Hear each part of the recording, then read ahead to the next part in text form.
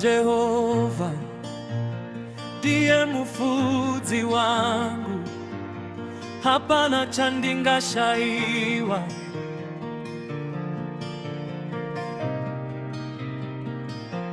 Anondivatisa pasi pa mafuro manyoro, anondiseseza pamvura inozoroza,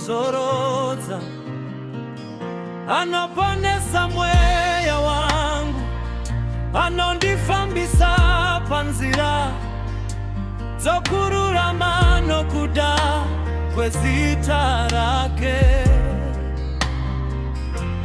Zviro kwazvo kunyange ndikafamba mumupata womumvuri worufu, handingatongoti zvakaipa nokuti mimuneni. Nzvimbo yenyu nomudonzvo wenyu zvinondinyaradza.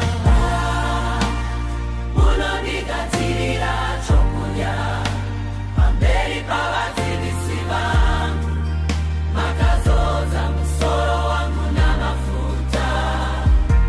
Mukombe wangu unopafuka.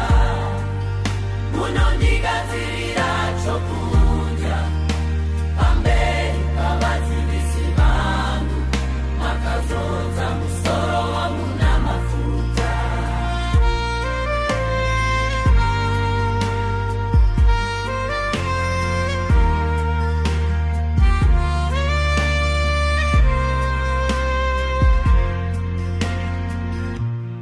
Hapana cha ndingashaiwa.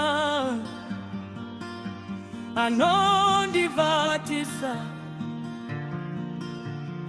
pasi pa mafuro manyoro,